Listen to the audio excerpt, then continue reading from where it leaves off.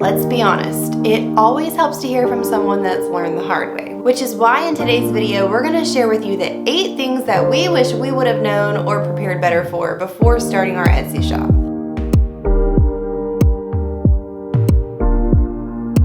Hi, welcome back to the channel. If you're new here, I'm Kate, and on this channel we talk about our work from home life as well as homeschooling, adoption, and pretty much everything else we do from home. This is our monthly handmade business strategy video, so I'm hoping this video can help any of you that maybe are thinking about starting a product-based business or maybe have already launched your business and are just wanting to finally see some growth.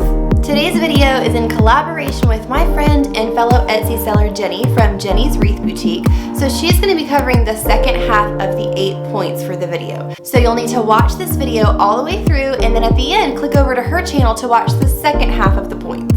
I'll have her channel linked in the description box below. I've got my peppermint mocha, so let's dive in. The first thing that I feel like I wasn't quite prepared for when I started my Etsy shop back in 2015 was shipping. The whole process of shipping can be really confusing, and especially when you're first starting, you may not know where to get supplies from, what carrier to use, or any of the details that make the shipping process work. When I first started my Etsy shop, I sold signs, and to be honest, I wasn't even really expecting my first sale, so when it came in, it totally caught me by surprise, and I actually hadn't even sourced any kind of shipping or packaging materials. I was sort of in a panic to find something to ship this sign in, so I actually ended up running around all around my city to different stores. I think I actually ended up using a recycled box that I had in my garage that I had received something else in and sort of just made it work. And it was definitely not professional looking at all. After that, I decided I probably should research and figure out where I can find the right size boxes and figure out what I need to use to package this nicely and professionally. There's 2 things I would recommend for you to think about when you're first starting to plan your packaging and shipping process. Number 1 is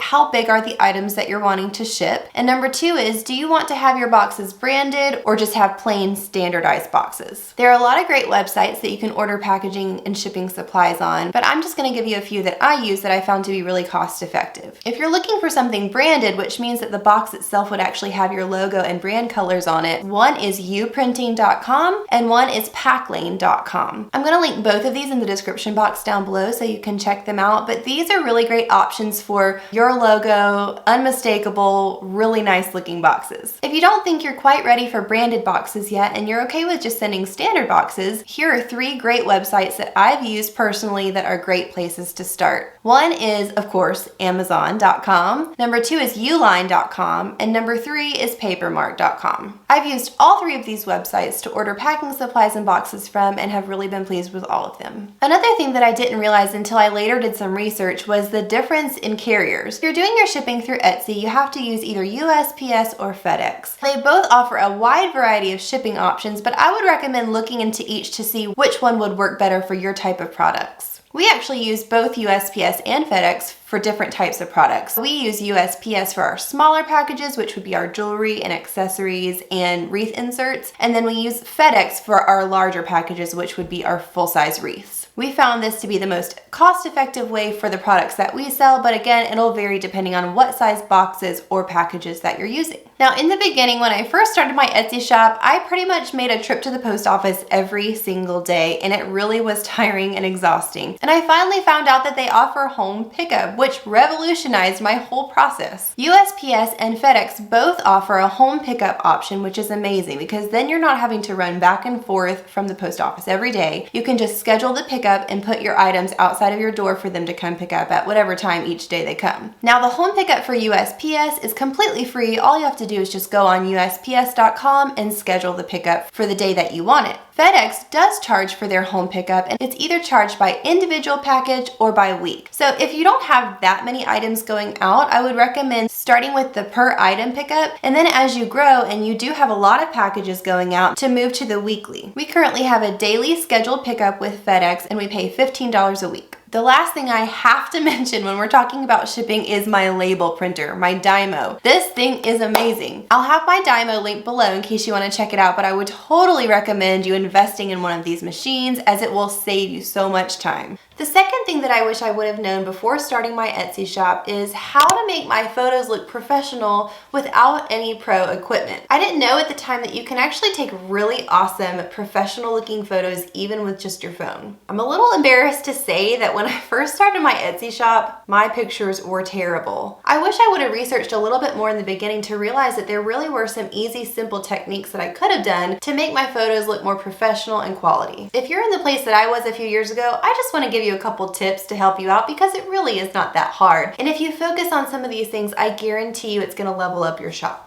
My top tip for making your photos look professional is take them by a source of natural light. Find the most bright window in your house and have your setup there. There's just really no comparison to having some good natural light. It really will cause your photos to appear bright and fresh and airy. Number 2, I know a lot of people when they're just starting use the white sheet for the background, which is not terrible. But if you're going to use the white sheet, please iron it. I did not take the time to do this in the beginning and you could see all the wrinkles in the background. It was not pretty. If you have small enough products, I would recommend getting a light box kit, which is relatively inexpensive and will be a great setup for your photos. I'll link mine down below. One extra thing to think about here when you're taking your photos is that I like to take the picture and then step away and look at the photo before continuing to see if anything in the photo pops out to me that I may not have noticed while taking it. Another super important thing when talking about photography is editing. That may be kind of a scary, intimidating word and you may be thinking, I have no clue how to edit anything. But if you have a phone and you're taking pictures on your phone, it's really easy. You just click edit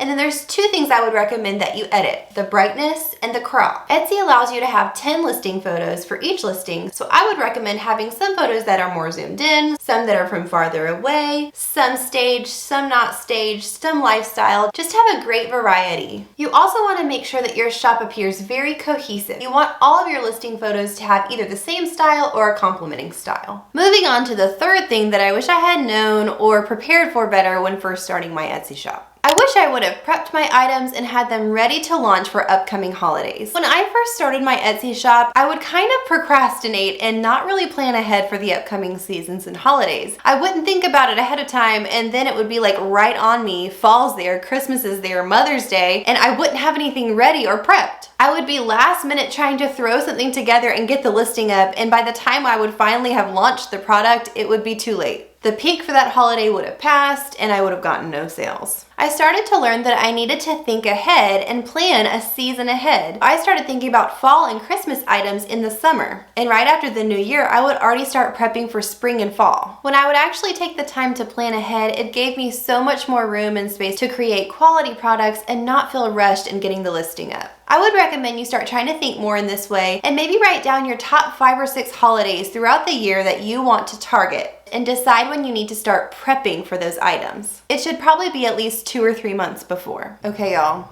the next door neighbor has started mowing their grass.